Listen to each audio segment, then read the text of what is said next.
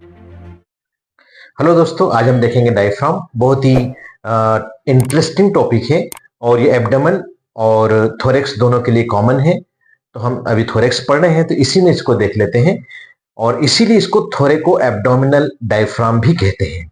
तो डायफ्राम के अंदर सबसे पहले हमको डेफिनेशन देखना है, या हम इसका इंट्रोडक्शन पहला पॉइंट लेंगे हमेशा की तरह, इंट्रो।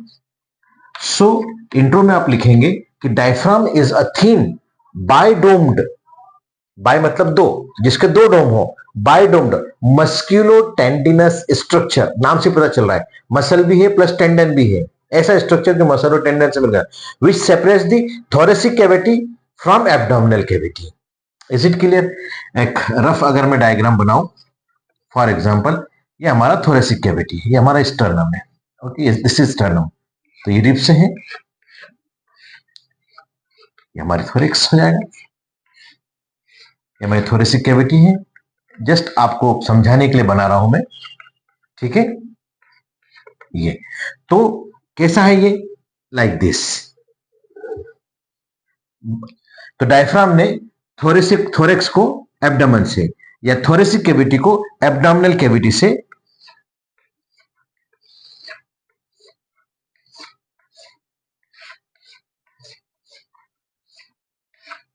सेपरेट कर दिया।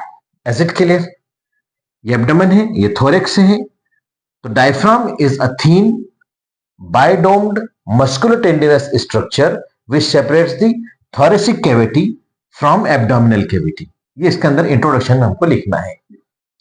It completely fills up the inferior या लोअर बाउंड्री ऑफ थोरेक्स। ये थोरेक्स की जो लोअर बाउंड्री है इसको कंप्लीटली फिल करता है। Is it clear? Completely fills and acts as a chief muscle of respiration. अब एक चीज याद रखना, एक कंफ्यूजन होता है, ये नोट्स में नहीं लिखना है जो अब मैं बता रहा हूं, ये आपके नॉलेज के लिए है कि अक्सर आपको थोरेसिक आउटलेट सिंड्रोम करके एक शॉर्ट नोट आता है। तो इसको क्रिस्टल क्लियर करता हूं मैं आपके लिए कि थोरेसिक आउटलेट टर्म इसलिए कंफ्यूजिंग है क्योंकि इसका एनाटॉमिकल मीनिंग और क्लिनिकल यूज अलग अलग है। एनाटॉमिकली इनलेट मीन्स अपर ओपनिंग, इनलेट मीन्स अपर opening, outlet means lower opening. ये क्लेविकल है, ये हमारा क्लेविकल है, ठीक है, this is clavicle.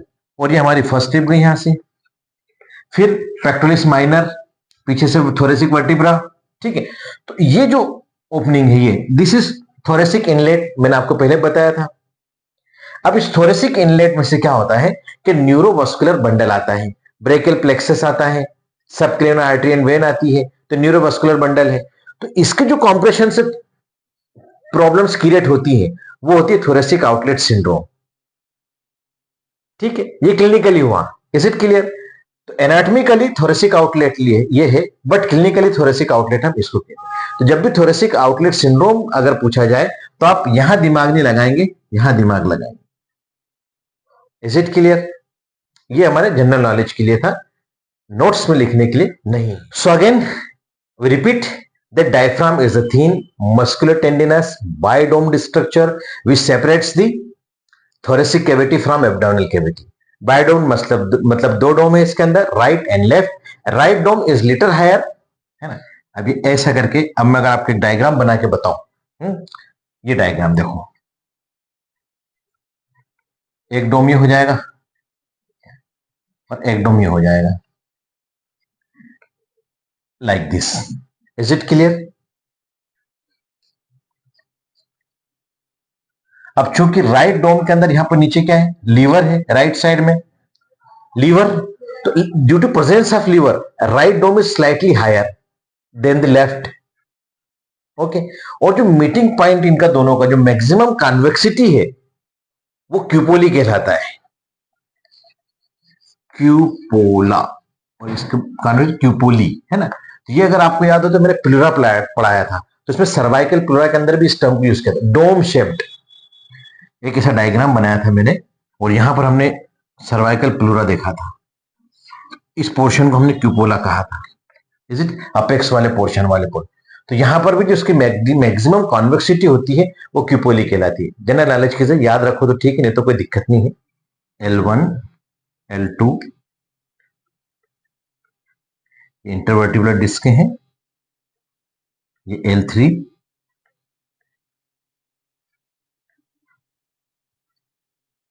L4, L5, यहां तक बना देता हूं मैं। यहां लिखता हूं L1, L2, L3, L4, L5। Is it clear? तो अब हम बात करेंगे पार्ट्स की। ये मैं आपको डायग्राम बनाते जाऊंगा और समझाते जाऊंगा, क्योंकि डायग्राम बहुत इंपॉर्टेंट होने वाला है हमारे लिए। तो पार्ट्स की बात करेंगे हम। सेकंड हेडिंग होगी हमारी, फर्स्ट इंट्रो हुआ, सेकंड हेडिंग करेंगे हम पार्ट्स की।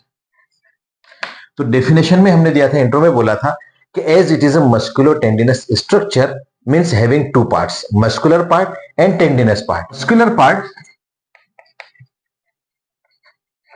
Arise from margins of thorax, thorax के मार्जिन से मस्कुलर पार्ट अराइज होगा। और टेंडिनस पार्ट जो होगा हमारा, क्योंकि जितने भी मसल्स इसकी हैं डायफ्राम की, वो सारी की सारी इंसर्ट होती हैं, अपवर्ड कन्वर्ज होती हैं, ऊपर की तरफ जाती हैं और आपस में मिलके डोम बनाती हैं, है ना, और सेंट्रल टेंडन बनाती हैं। तो टेंडिनस पार्ट सेंट्रल होता है, स्ट्रांग होता है, एपोनेटिक पार्ट होता है, और सारी की सारी मसल्स इसके अंदर इंसर्ट होती हैं। ये आपको याद रखना है। ओरिजिन की बात करेंगे तो the muscles of diaphragm originates from circumference of thoracic outlet and inserted into the central tendon. ये अपने फर्स्ट लाइन लिखना है कि जो सर्कमफ्रेंस ऑफ थोरेक्स है उससे ओरिजिनेट होती है और सेंट्रल टेंडन पे जाकर इंसर्ट होती है। तो diaphragm takes origin mainly from three main parts. Main तीन पार्ट कौन कौन से हैं इसके? एक तो हमारा स्टर्नल पार्ट है, स्टर्नम वाला, एक कोस्टल पार्ट है और एक लंबर पार्ट है, लंबर वर्टिब्रा वाला पीछे की तरफ। स्टर्नल सामने है, कोस्टल साइड में है, लंबर पीछे की तरफ है। स्टर्नल में ज़िफिस्टर्नम जो होता है हमारा, by two slips inner surface of xiphisternum, xiphoid process है ना, तो उसके पीछे से ये यहां से ओरिजिन होता है। Coastal parts bye slips from inner surface of lower six ribs. Coastal part में लोअर सिक्स रिब आएगी, लोअर सिक्स रिब्स कौन कौन सी? 7 से लेकर 7 to 12, 7, 8, 9, 10, 11 और 12, यहां से इसका ओरिजिन होगा, बोथ दी साइड्स, ठीक है, कोस्टल कार्टिलेजेस के। और इंटरडिजिटेटिंग ऐसा इंटरडिजिटेट होता है एक दूसरे से with transverse abdominis muscle. Transverse abdomen की मसल है, हम आगे पढ़ेंगे ट्रांसवर्स एब्डोमिनिस, उससे इंटरडिजिटेटिंग होते हुए आगे की तरफ बढ़ती है। ये ओरिजिन वाला पार्ट है। Lumbar part originates from lumbar vertebra via crura and arcuate ligament. Lumbar part में दो चीजें पढ़ने को मिलेंगी, क्रूरा, CRURA, क्रूरा मतलब क्रस। अब मैं क्रस बना के बताऊंगा यहां पे तो आपको समझ में आ जाएगा। Left cross and right cross दोनों को मिलकर प्लूरल बनाए क्रूरा। और आर्कुएट लिगामेंट, एक होता है हमारा आर्कुएट लिगामेंट्स, ये भी आपको डीप में पढ़ाऊंगा मैं आपको, आर्कुएट लिगामेंट्स, ओके। तो इनसे इसका ओरिजिन होता है, ओरिजिनेट होती है, ठीक है। तो these crura are united at mid line by tendinous arch which is known as median arcuate ligament. अब यहां पर आप देखो, ये मीडियन आर्कुएट लिगामेंट है, okay, this is median arcuate ligament. वो जो राइट क्रस है वो L3 तक जाता है, ये मीडियन आर्कुएट लिगामेंट, और ये lateral arcuate ligament. This is median arcuate ligament, और जो लेफ्ट क्रस है यहां पर सेकंड लंबर वर्टिब्रा तक आता है, और ऐसे करके ये मीडियल आर्कुएट लिगामेंट बनता है, और फिर ही जाके लेटरल आर्कुएट लिगामेंट बनाता है। Is it clear? This is median arcuate ligament, this one is medial arcuate ligament, and this one is lateral arcuate ligament. Is it clear? ये हमारा डायफ्राम है, समझ गए। और यहां पर इसोफेगियल ओपनिंग है, यहां पर this one 10th T10 level के ऊपर, यहां पर T12 है, ये वर्टिब्रा T12 है, यहाँ T11, ये T12 लेवल, T10 लेवल के ऊपर, ठीक है। दिस क्रूरा, क्रोरा मतलब क्रस, तो left right cross and left cross, ये लेफ्ट क्रस है, this one is right cross. इतना समझ में आया होगा आपको। तो दीज क्रूरा दोनों right and left unite at mid line and known as median arcuate ligament, और यहां पर बनाते हैं median arcuate ligament. Is it clear? तो आर्कुएट लिगामेंट तीन होते हैं, these are three, median arcuate ligament, medial arcuate ligament, lateral arcuate ligament. ठीक है, तो median arcuate ligament between two crura over the aorta, यहीं पर एओर्टा निकलेगा, आगे एक डायग्राम और बनाऊंगा मैं, है ना। T10 लेवल के ऊपर एओर्टा की ओपनिंग है, मतलब पीछे से। Aorta is not a inside या within structure, this red spot is for aorta. ठीक है, तो between two crura over the aorta, ये मीडियन आर्कुएट लिगामेंट है। Medial arcuate ligament over psoas major muscle. अच्छा, ये सब छोटी छोटी चीजें हैं, मैं आपको बता रहा हूं। ये श्वास मेजर मसल है। श्वास मेजर मसल ओरिजिनेट होती है L1 से L5 ट्रांसफर्स प्रोसेस, है ना, यहां से होती है, और इंसर्ट होती है लेसर ट्रोकेंटर ऑफ फीमर के ऊपर, लोअर लिम्ब में। सब पढ़ेंगे अपन वहां पर। यहां तो अपन एक कट सेक्शन देख रहे हैं कि इनके रिलेशंस क्या है यहां पर। This is psoas major muscle. ठीक है, ऐसे ही लेटरल आर्कुएट लिगामेंट, तो lateral arcuate ligament lies over the quadratus lumborum muscle. This is quadratus lumborum muscle, इस कलर से बना देता हूं। This is quadratus lumborum, long muscle है ये भी। इलेक क्रेस्ट से ओपन ओरिजिनेट होती है, नीचे ओरिजिनेट होती है इलेक क्रेस्ट से। इंसर्ट ये lumbar transverse process of lumbar vertebra पे जाके होती है। तो this is quadratus lumborum muscle and this one is psoas major muscle. अब आप बोलोगे सर डायफ्राम में इनका क्या रोल है, बट हमको याद होना चाहिए, इनके रिलेशंस याद होना चाहिए। मैंने बताया कि इंटरेस्टिंग टॉपिक है, बोलने में समझने में थोड़ी देर लग रही है, लेकिन एक बार अगर दिमाग में आ गई ये चीज तो आप लाइफ लॉन्ग इसको याद रखेंगे। भाई रिलेशन याद होना चाहिए हमको, है ना। सो ये मीडियन आर्कुएट लिगामेंट है, ये मीडियल आर्कुएट लिगामेंट है जो कि श्वास मेजर के ऊपर होता है। ये लेटरल आर्कुएट लिगामेंट है जो कि क्वाड्रेटस लंबोरम मसल के ऊपर होता है। तो दीज आर दी, हम ओरिजिन की बात कर रहे हैं, है ना। तो ओरिजिन में हमने देखा external part, costal part, lumbar part. External part xiphisternum के पीछे इनर सरफेस से, कोस्टल पार्ट लोअर 6 रिब्स से हो रहा है इनर सरफेस से, प्लस इंटरडिजिटेशन हो रहा है ट्रांसवर्स एब्डोमिनल मसल से। लंबर पार्ट दो क्रस मिलेंगे इसमें, राइट एंड लेफ्ट, और आर्कुएट लिगामेंट्स मिलेंगे 3। बता दिया मैंने आपको कैसे बना है ये। अब इंसर्शन की बात करेंगे हम। ओरिजिन हो गया, चौथा पॉइंट हम इसके अंदर देंगे इंसर्शन ऑफ मसल्स। डायफ्राम के जो मसल्स हैं इनका इंसर्शन कहां होता है, तो all the muscle fibres converge upwards and insert into the central tendon. Means जो मसल फाइबर से हैं वो इंसर्ट होते हैं रेडियल मैनर के अंदर इनटू द सेंट्रल टेंडन।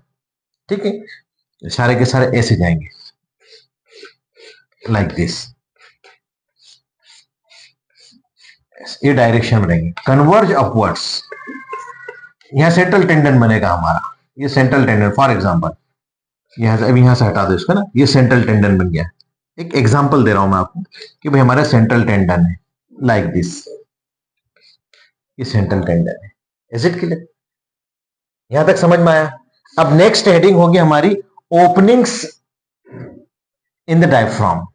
तो there are 3 large openings and several small openings in the diaphragm which allows passage of structures from thorax to abdomen और वाइस वर्सा। इसका मतलब यह हुआ कि डायफ्राम के अंदर 3 लार्ज ओपनिंग्स होती हैं और कई छोटी छोटी ओपनिंग्स होती हैं जिससे स्ट्रक्चर्स पास होते हैं, या तो वो थोरेक्स से एब्डोमेन की तरफ आ रहे हैं या एब्डोमेन से थोरेक्स की तरफ जा रहे हैं। Is it clear? अब हम इसको डीप में देखते हैं। ओपनिंग्स के लिए मैं एक डायग्राम बना रहा हूं, बहुत ही आसान है, अगर आप ड्रॉ कर सको, और ड्रॉ करना चाहिए, मैं बना के बताऊंगा कितना सरल है, तो बहुत ही आपके लिए बहुत मजेदार हो जाएगा ये। देखो हमारा ये डायफ्राम है, इज इट क्लियर? ये हमारा क्या है, मीडियल आर्कुएट लिगामेंट। सबसे पहले दे दो लेटरल, उसके बाद medial arcuate ligament, same lateral है, फिर मीडियल आर्कुएट लिगामेंट। यहां तक समझ में आया? ये मीडियल आर्कुएट लिगामेंट नीचे जाता है और ये राइट क्रस बनाता है जो कि बड़ा होता है राइट क्रस।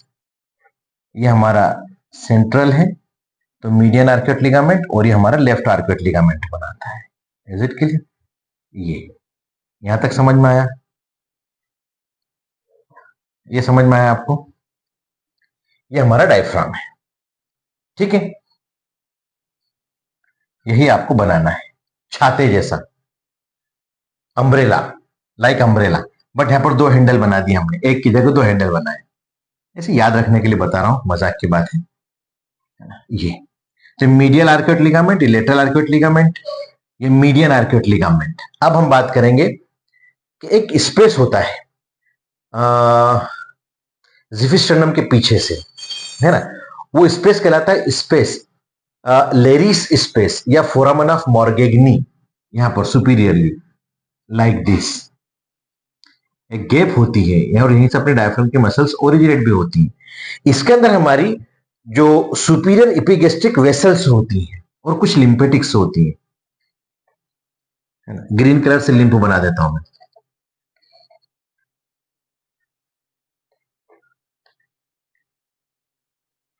ये लिम्फेटिक्स, है ना, और सुपीरियर एपिगेस्ट्रिक। तो ये जो स्पेस है इसको हम लेरिस स्पेस कहते हैं। इंपॉर्टेंट है, याद रखना है, लेरिस स्पेस या फोरामन ऑफ मोर्गेग्नी, MORGAGNI, मोर्गेग्नी, फोरामन ऑफ मोर्गेग्नी। इतना समझ में आया? अब हम फिर आगे बढ़ते हैं। मैंने आपको बताया था कि एक सेंट्रल टेंडन होता है लाइक दिस,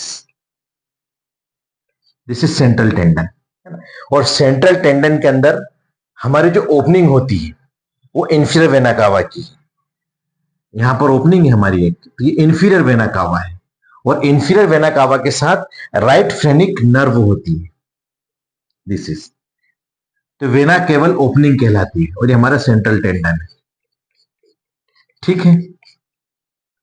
मैं डायग्राम आपको समझा रहा हूं, सिखा रहा हूं कैसे बनाना है। ये हमारी वेना केवल ओपनिंग है, और यहां पर हमारी ईसोफेजियल ओपनिंग है, यहां से, है ना। ये T8 लेवल के ऊपर है, थोरेसिक 8 लेवल के ऊपर, और थोरेसिक 10 लेवल के ऊपर ईसोफेगस की ओपनिंग है, या ईसोफेगस है, और ईसोफेगस के साथ यहां पर हमारी जो चीज मिलती है हमको, वो oesophageal branch of left gastric artery मिलती है। ईसोफेजियल ब्रांच ऑफ लेफ्ट, इधर लेफ्ट साइड है तो लेफ्ट गैस्ट्रिक आर्टरी, ठीक है। साथ ही साथ इसके अंदर हमको राइट वेगस नर्व भी मिलेगी, यहां पर राइट वेगस नर्व है इस साइड में, और यहां पर लेफ्ट वेगस नर्व, तो वेगस नर्व की ओपनिंग भी हमको मिलेगी इस ओपनिंग से, ईसोफेजियल ओपनिंग से। ईसोफेगस है, oesophageal branch of gastric artery है, वेसल्स कहेंगे इसको हम, लेफ्ट वेगस है और राइट वेगस है, नर्व निकल रही है, ठीक है। और T12 लेवल के ऊपर, थोरेसिक 12 लेवल के ऊपर यहां पर एओर्टा है, तो एओर्टिक ओपनिंग है, एपोन्यूरोटिक ओपनिंग है, बताऊंगा मैं आपको डिटेल के अंदर। इसके साथ में जो एओर्टिक ओपनिंग है, इसके साथ में हमारी एजाइगस वेन होती है, साथ में चलने वाली, इसके साथ निकलने वाली, और एक थोरेसिक डक्ट होती है, ये इसके साथ चलती है। Is it clear? जो हमारा राइट क्रस है और लेफ्ट क्रस है, इसके अंदर से हमको greater and lesser splanchnic nerves निकलती हैं, इसके साथ में greater and lesser splanchnic nerves. Diagram आपके साथ बता रहा हूं मैं, ये मैं इसलिए बना के बता रहा हूं कि आपको याद रहे हमेशा दिमाग के अंदर, है ना। और सिंपैथेटिक चेन होती है हमारी दोनों साइड्स, ये सिंपैथेटिक चेन हो गई। Is it clear? साथ ही साथ जो हमारा मीडियल, सॉरी मीडियल सी हो गया, और लेटरल आर्कुएट लिगामेंट है, तो लेटरल आर्कुएट लिगामेंट से हमारा सब कोस्टल्स वेसल्स एंड नर्व्स निकलती है, न्यूरोमस्कुलर बंडल है, तो सब कोस्टल आर्टरी, सब कोस्टल वेन एंड सब कोस्टल नर्व इसके पीछे से पास होती हैं, ठीक है। सब कोस्टल आर्टरी, सब कोस्टल वेन एंड सब कोस्टल नर्व, ये लेटरल आर्कुएट, ये कलर से डायग्राम समझ में आया आपको इतना? तो ये क्या है, structures passing through the diaphragm है। अब इसको समझें आप, इस डायग्राम को समझें कि लार्ज ओपनिंग्स, हम बात कर रहे थे ओपनिंग्स की, ओपनिंग्स में डायग्राम बनाना है हमको, ये डायग्राम हमको ड्रॉ करना है, बहुत सरल है, आसान है। छाता बनाना है जिसमें 2 हैंडल देना है, बाकी तो फिर आपको एक झालर लटकाना है, इसके अंदर कुछ भी नहीं करना है। ठीक है, तो ओपनिंग्स के अंदर लार्ज ओपनिंग्स और स्मॉल ओपनिंग्स दो हैं। मेनली तो हमारी लार्ज ओपनिंग्स हैं और फिर कुछ स्मॉल ओपनिंग्स हैं।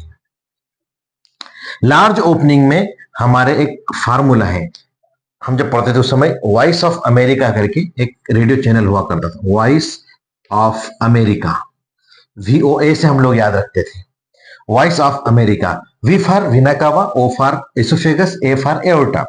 इसी तरीके से किस लेवल पे होते हैं, तो ये होता है थोरेसिक 8, थोरेसिक 10 और थोरेसिक 12 लेवल के ऊपर। याद हो गया आपको कि जो लार्ज ओपनिंग्स हैं 3 हैं, वेना कावल ओपनिंग है, इसोफेजियल ओपनिंग है और एओर्टिक ओपनिंग है। वेना कावल ओपनिंग थोरेसिक 8 लेवल के ऊपर है, इसोफेजियल ओपनिंग थोरेसिक 10 लेवल के ऊपर है और एओर्टिक ओपनिंग थोरेसिक 12 लेवल के ऊपर है। वेना का अब इसको हम पढ़ते हैं थोड़ा सा डीप में। तो vena Kawal opening lies in the central tendon, vena central tendon के अंदर हो रही।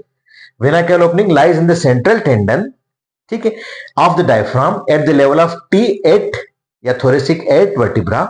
It transmits inferior vena cava, this one is inferior vena cava। हाँ, वेना कावा ओपनिंग मतलब कौन सी वेना का, इंफीरियर वेना कावा इससे पास होती है। अलॉन्ग विथ इट क्या पास होता है इसमें, right phrenic nerve, this is right phrenic nerve, right phrenic nerve, this one. Is it clear?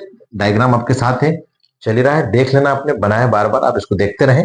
ठीक है, इसी तरीके से इसमें एक काम की चीज ये है, जो पेरिकार्डियम है and lower part of right atrium है, lies at this side of diaphragm. इस साइड के ऊपर pericardium plus lower part of right atrium, इस लेवल के ऊपर हमको, इस सरफेस के ऊपर हमको मिलता है। इसमें याद रखने के पॉइंट है। ठीक है, अब हमारा इसोफेजियल ओपनिंग की बात करेंगे। Lies in the muscular part of diaphragm, this is muscular part, ये सेंट्रल टेंडन में था, ये मसल है तो मस्कुलर पार्ट के अंदर है, eight the level of thoracic 10 vertebra, इस लेवल के ऊपर है। ठीक है, इट ट्रांसमिट्स, इससे क्या क्या निकलता है, इसोफेगस निकल रहा है।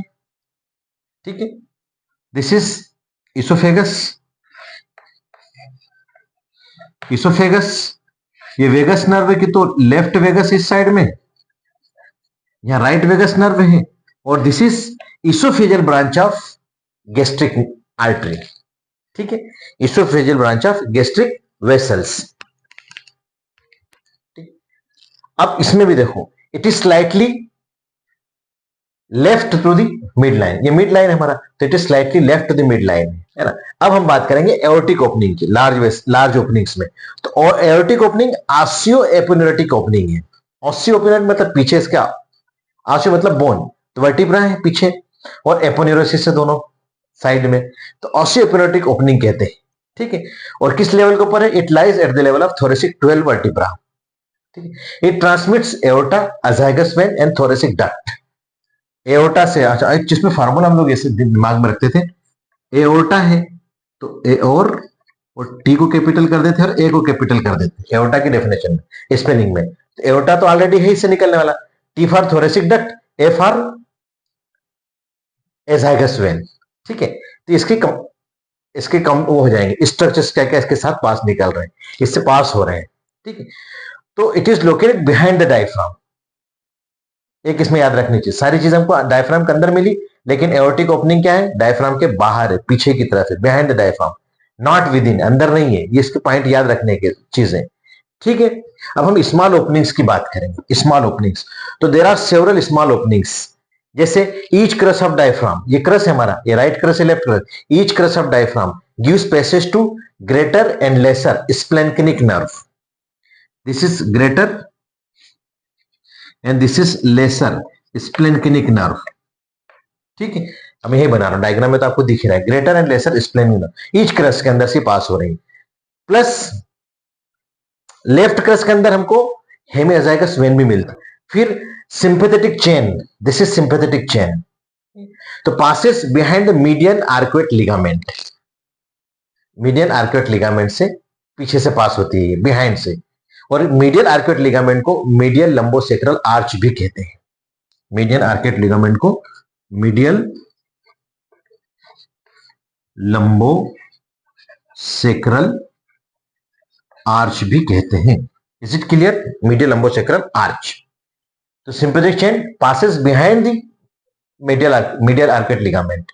ठीक है, इसी तरीके से सब coastal vessels and nerves descends behind the lateral arcuate ligament, और lateral arcuate ligament is known as lateral lumbosacral arch. Is it clear? Superior epigastric vessels मैंने पहले बता दिया, फर्स्ट पॉइंट ही मैंने बता दिया था, ये भी स्मॉल ओपनिंग्स के अंदर आएगा। सुपीरियर एपिगेस्ट्रिक वेसल्स है ना, एंड सम लिम्फेटिक्स, यहां लिम्फेटिक्स बनाए थे मैंने ग्रीन कलर से, superior epigastric vessel and some lymphatics. ठीक है, ये कहां होती है? Passes through the foramen of Morgagni, this is foramen of Morgagni और लेरीज स्पेस, लेरीज स्पेस कहते हैं इसको। ठीक है, जिफाट प्रोसेस और सेवंथ कोस्टल कार्टिलेज इसके बीच में मिलता है, गैप में मिलता है, और यहीं से हमारी मसल्स का, डायफ्राम की मसल्स का ओरिजिन होता है। Is it? Left phrenic nerve pierces the diaphragm near the apex of pericardial sac, जो पेरिकार्डियल सेक्स है उसका अपेक्स है, वहीं सर ये क्या होता है, हमारी फ्रेनिक नर्व पास होती है, लेफ्ट फ्रेनिक नर्व पास होती है। Several small veins passes through the minute apertures in the central tendon. तो these are the openings in the diaphragm. Important यही था, समझने के लायक यही था। कभी कभी शॉर्ट नोट आता है ओपनिंग्स इन द डायफ्राम, और अगर अच्छे 5-7 नंबर पूछा है तो आपको ये डायग्राम बना दोगे तो आपको फुल मार्क्स मिलेंगे। बाकी लिखना सेम, बहुत इजी लैंग्वेज में, लार्ज ओपनिंग्स में और स्मॉल ओपनिंग्स, जैसा मैंने सिस्टमेटिक आपको बताया, डायग्राम देखते जाओ लिखते जाओ, है ना। अब हम बात करेंगे रिलेशंस ऑफ डायफ्राम की। तो डायफ्राम के दो सरफेस होती हैं, अपर सरफेस या सुपीरियर सरफेस, और लोअर सरफेस या इंफीरियर सरफेस, है ना। ये हमारा डायफ्राम है, तो ये इसके अपर सरफेस या सुपीरियर, या इंफीरियर सरफेस या लोअर सरफेस। तो अब अपर सरफेस किस किस से रिलेशन में होगी? दिमाग लगाओ कि भाई इस पे लंग्स रखा रहता है, तो प्लूरा एंड पेरिकार्डियम। तो जैसे प्लूरा और पेरिकार्डियम के अपर सरफेस के ऊपर रिलेशन में आई, तो किस किस से इनडायरेक्टली किससे कांटेक्ट में आ गई, किसके रिलेशन में आ गई? लंग्स और हार्ट के रिलेशन में आ गई। ऐसे ही लोअर सरफेस जो होती है हमारी इंफीरियर सरफेस, है ना, तो इससे ये किस किस से रिलेटेड है? अब इसके नीचे के स्ट्रक्चर से याद कर लो।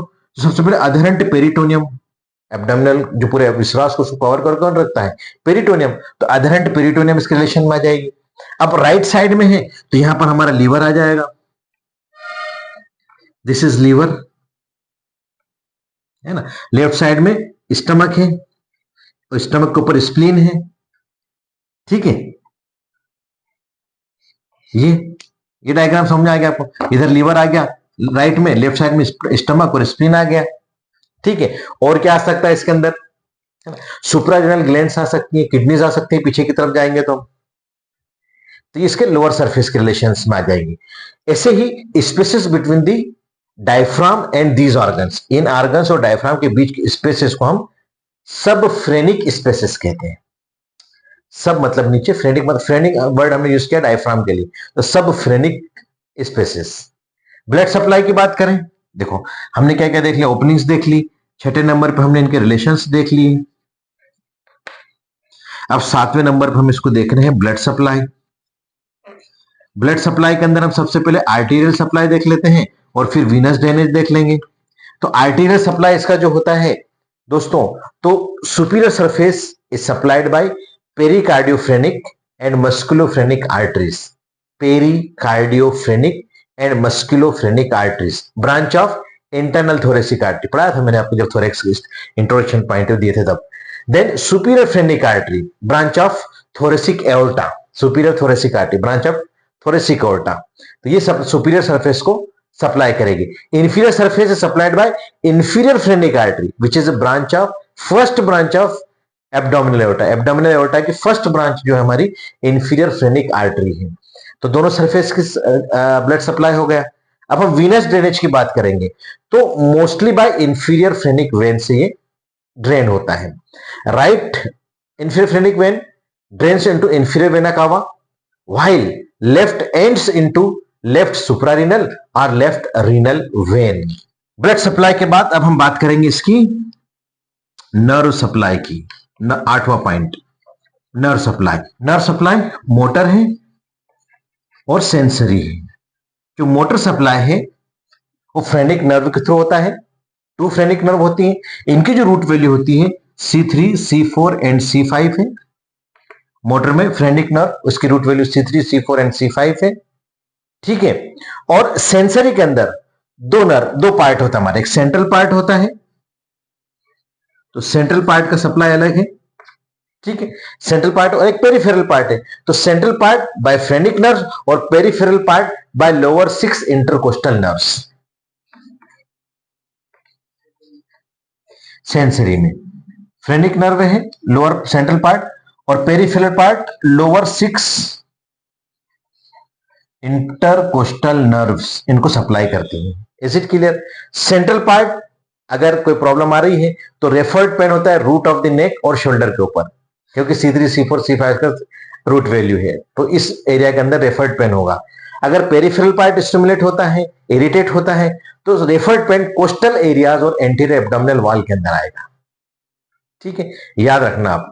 देन 9वां पॉइंट हमारा फंक्शंस ऑफ डायफ्राम, इंपॉर्टेंट है।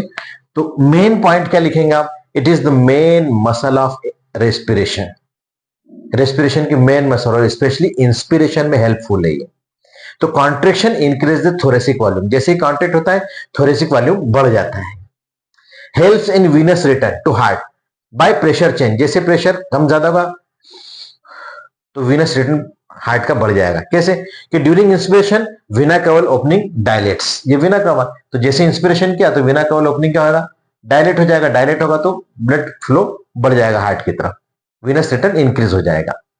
साथ ही साथ इसमें आप ऐसे लिखें कि इट इज हेल्पफुल या एसेसरी, इसका जो फंक्शन होता है, तो इट असिस्ट इन एक्सपल्सिव इफर्ट्स, जो हमारे एक्सपल्सिव इफर्ट्स होते हैं, जैसे खांस रहे, छींक रहे, है ना, या डिफिकेशन करें, ठीक है, या हम वॉमिटिंग करेंगे या कफिंग करेंगे, पार्फ्यूरेशन है, तो इन सब के अंदर ये हमारे डायफ्राम हेल्पफुल होता है।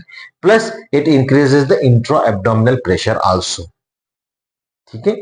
Then last but not least 10वां पॉइंट हमारा होगा अप्लाइड एस्पेक्ट में। अप्लाइड एनाटॉमी लिखे बिना मार्क्स अच्छे नहीं मिलेंगे, बार बार कहता हूं, इसलिए अप्लाइड जरूर लिखा करें आप। अप्लाइड के अंदर क्या लिखेंगे? Injury to phrenic nerve causes paralysis of diaphragm, अगर फ्रेनिक नर्व की इंजुरी हो गई तो डायफ्राम का पैरालिसिस हो जाएगा, मेन नर्व इसी को फ्रेनिक नर्व ही सप्लाई कर रही है।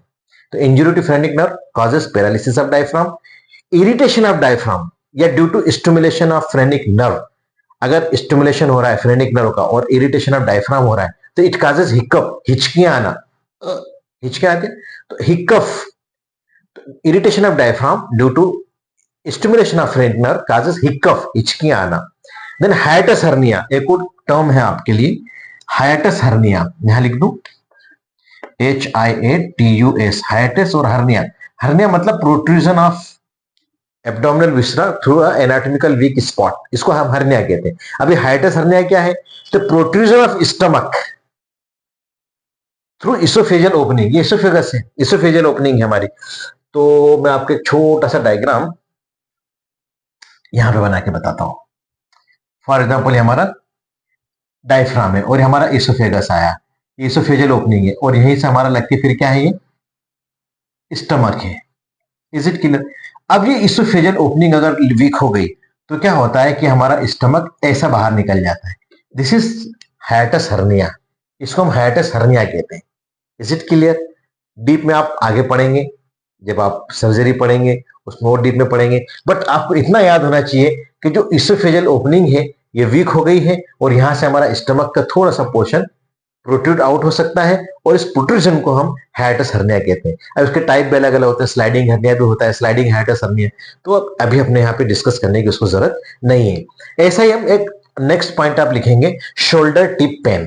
देखो अप्लाइड के अंदर injury to phrenic nerve, paralysis of diaphragm, hiccup हो जाएगा इरिटेशन ऑफ फ्रेनिक नर्व से, और हाइटस हर्निया बता दिया। और फोर्थ पॉइंट लिखेंगे शोल्डर टिप पेन, ये रेफर्ड पेन होता है। मैंने आपको बताया था अभी आपको कि अगर सेंट्रल पार्ट है, सेंट्रल पार्ट अगर इरिटेट हो रहा है फ्रेनिक नर्व का, तो जो रेफर्ड पेन है रूट ऑफ द नेक है या शोल्डर को होगा, तो शोल्डर टिप पेन भी एक रेफर्ड पेन है ये। तो it is all about the diaphragm. I hope कि आपको समझ में आया होगा। Thank you very much.